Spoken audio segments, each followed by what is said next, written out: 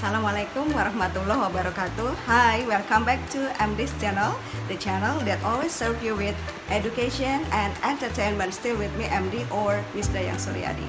Today, I'm going to talk about and explain you all about economic purposes, because today I'm going to teach you about English for economic purposes. First of all, I'm going to say sorry because I cannot teach you and interact with you guys in the class since the coronavirus is now happening.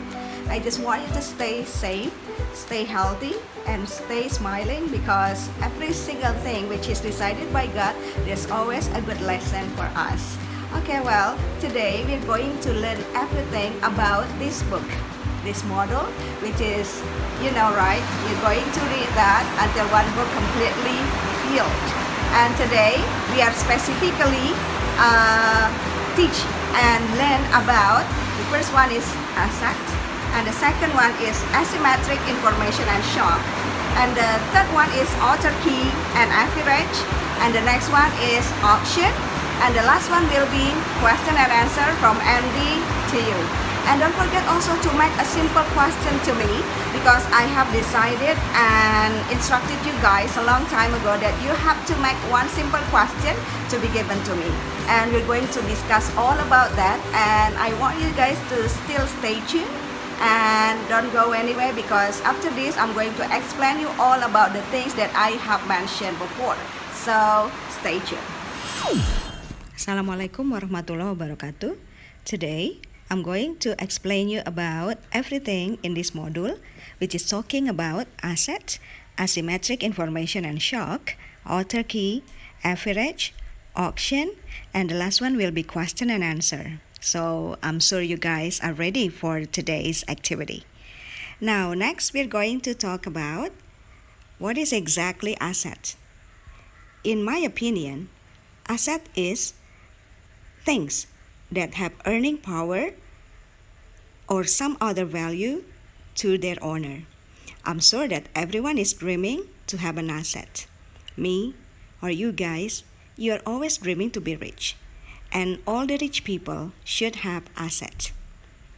So, today there are two kinds of assets that I'm going to explain you.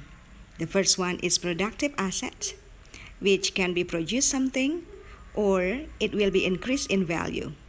For example, house, jewelry, golden bar, boarding houses with 4 rooms, vehicles, and share. Why it's all called productive assets? Because the price will be going up significantly. The second one is consumptive asset.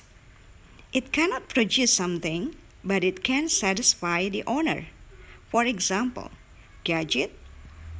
In this case, we are talking about iPhone, which price is more and more expensive time by the time.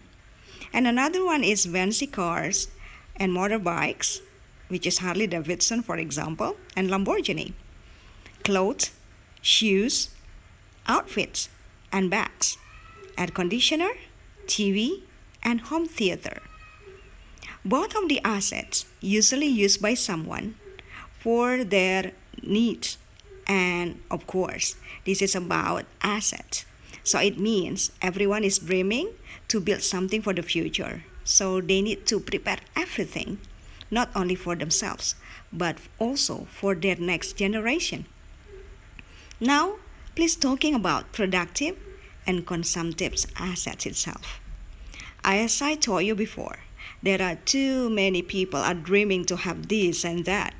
And mostly, they're dreaming to have shares. What is shares exactly? When you want to invest something, so you're going to put shares in it. When you want to have vehicles, so everyone is dreaming to have vehicles, right? And everyone is dreaming also to have a house. And it becomes the productive asset. What about jewelry? Just like golden bar. It's also a productive asset. And everyone is going to have jewelry. Me too. And this jewelry is actually dreamt by the girls, the ladies. What about the rental house? Yes, of course. If we have rental house, it means we have building a bridge for our future. And that bridge is not only for us actually, but also for our next generation. And the last one is gadget. For example, our iPhone. iPhone takes a very high price and it's always changed year by year. But don't worry, because of the productive and consumptive assets, it means that we're trying to plan something for our future, isn't it? Next, we are talking more about an auction. What is auction? Auction is an item which is initially offered a high price that is progressively lower until a bid is made and the item is sold. Well, there are 4 steps that I'm going to tell you today. The first step is you have to be familiarize yourself with auction environment. So, what kind of auction environment that you guys need to know? The first one is auctioneer. The second one is bidder. The third one is buyer, and the fourth one is winner. And the step 2, you have to find a focus. The focus is actually the customer service. We're trying to give a great service to our customer. And also the auction resources. Guys, if you don't have any great resources of an auction, it is hard for us to have a very great and representative auction for doing that. Because if we have good resources, it means that the auction will be done very smoothly. The third step is set up your office. You know, guys, the office should be representative and comfortable. So if we want to have an auction, so we have to prepare a representative and comfortable office. So there are too many bidders and buyers who's going to come to our event.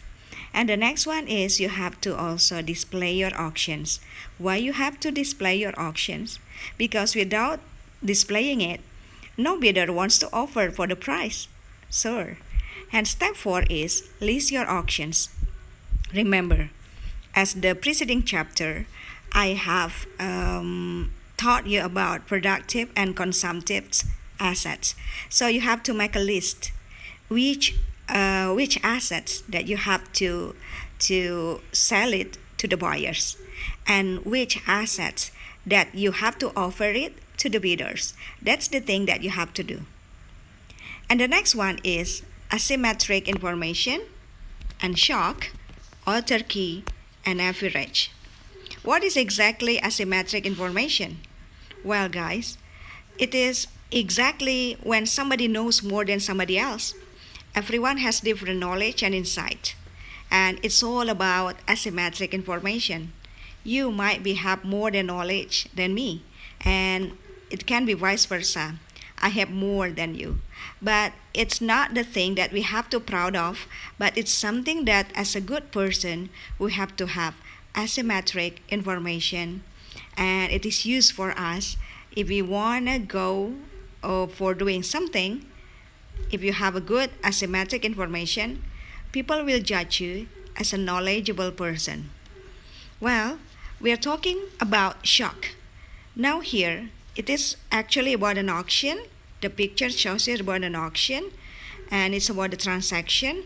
And when we have asymmetric shock, it means that we're going to create big problems for policymakers. And we are trying to set a policy that is work for both the area affected by the shock and the unaffected area. And it's also for the people around there. Well, here I have decided some people who were acted as lender or owner of the things, and also borrowers, also sellers and buyers.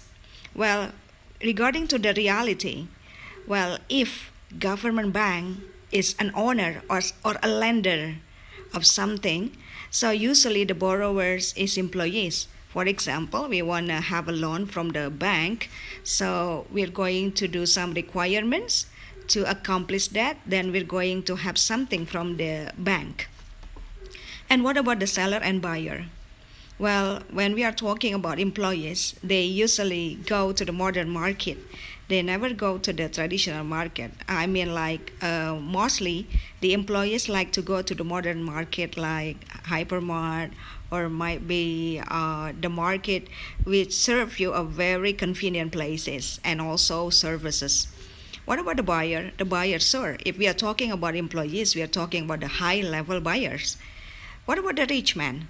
Whereas rich men usually lend some money to the ordinary people, and there will be some interest, and the people need to pay that more than what they are having an expectation about that.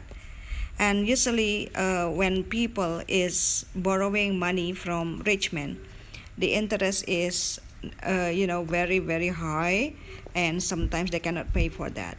That's why to cover their needs, they're going to go to the traditional market, because yes, usually traditional market is for those buyers who have low level of economic.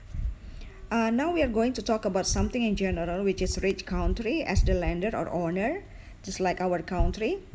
Sometimes we lend something to another country, or sometimes we sell something to another country, and another country is going to buy what is exactly in our country. Well, actually, we're not talking about politics, but this is what actually happened in our country. The borrower usually comes from the developing country, and the lender or owner of the things usually comes from rich country. Usually, the developing country and underdeveloped country borrow, or might be just sell something to the rich country, so then we get money, and we also get an opportunity to do some mitra partnership, the partnership, so we can help each other in doing the transaction, or might be regarding to the politic itself. And then what about the seller and buyer? Usually the seller actually poor, I mean, like underdeveloped country, they're trying to make something for their country, so they sell one island, might be, for example, they sell one island, so that money will be used for building the infrastructure, building the road, or many things. Some buildings might be for the modern shop, and many more. And who actually, if the seller, if the poor or underdeveloped country, so who's going to buy that things? So the one who's going to be a buyer is actually a rich country. Yes, for sure. Only a rich country can buy everything, because they have they are rich, and they have much money to buy everything they want. Well, out of the autarky, average, and then auctions, I also want to tell you guys about the auction situation. You can take a look at the picture. This is the auction situation, and also the tips that I'm going to tell you before you're going to do the auction later. Might be you prepare yourself, you plan yourself to buy something through the auction event. So here are the tips for you, that next time if you do the auction, you're not going to be confused.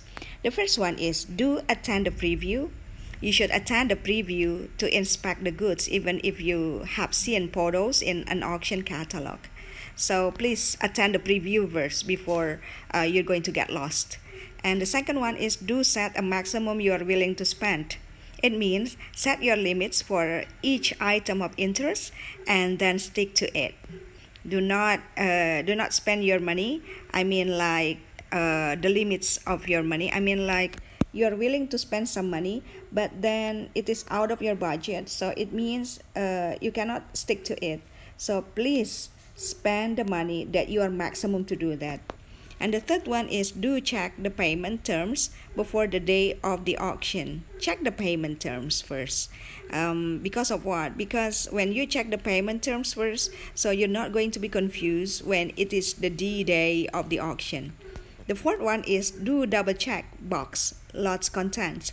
So know the idea first. So what actually the checkbox contains, and what is the content is about. I mean, like you have to know more before you do and you participate in this auction. And the fifth one is, do register for a bidder's card, because you are one of the bidder, so it means you have to register first. So after registering, so then you can participate. Without registering, of course, you cannot do participate, and even you cannot do as soon as you arrive when you are not registering yourself as a bidder. The number 6 is do dress appropriately. Everyone is evaluated by the cover actually. I mean, it's not like you want to show off with your outfit, not like that, but at least what makes you comfort to dress, so please use it. And the 7th one is do pack a folding chair. Have one in your car just in case all the seats are taken by the time you arrive. Yes, this is actually emergency situation, so please do pack a folding chair. Number 8 is do expect the best deals in the afternoon. As early morning bidders run out of money and energy, you will have less competition for the winning bid. So it means please start it earlier in the morning. So it means that your energy is still maximum and you still have a big spirit to do that. And the number 9 is do start bidding when your item is up, because auction move fast. Come on, start bidding. If you think that you can make it, start bidding. And the number 10 is do secure your purchases. Make sure to bring your purchases to your vehicle and otherwise secure them if the auction requires immediate payment and possession. Well, secure your purchases. There's nothing wrong with that. And what do I need you to do, guys, is to prepare everything. And these are the tips before doing the auction. And I hope you guys can be a good bidder for the next auction. Well, after all statement that I have told you before, I'm going to come up with the questions. You guys, I have 5 questions for you, and I'm sure that you guys can answer that. And remember, the book is actually a must for you to read that. And you're going to have more information about what actually you have to answer from this question. 5 questions are available for you. The first one is, personally, do you have productive and or consumptive assets? If you have 1 or 2 of them, what the asset means to you? That's the first question. And the second one is, can you describe the percentage of your assets, both productive and consumptive? Explain your analysis. The third one is, what are the differences between English auction and Dutch auction? The answer is in the book. Please do read that. Number 4 is, have you ever experienced doing an auction? Tell me with 1 paragraph, which is exactly contain 6 to 7 sentences. And number 5, choose 1 tip out of 10 tips before doing an auction, then explain it using your own words. Okay guys, I'm sure that you have understand about my information. And please, if you still hesitate and still confused about my explanation, I want you to ask me question through WhatsApp group. Or hello, through WhatsApp group. Again, I'm going to tell you to ask me a question through WhatsApp group. And it's better if you question to me in English and using an audio. Thank you so much. I'm MD, and have a nice day, have a nice learning, and see you later. Assalamualaikum warahmatullahi wabarakatuh.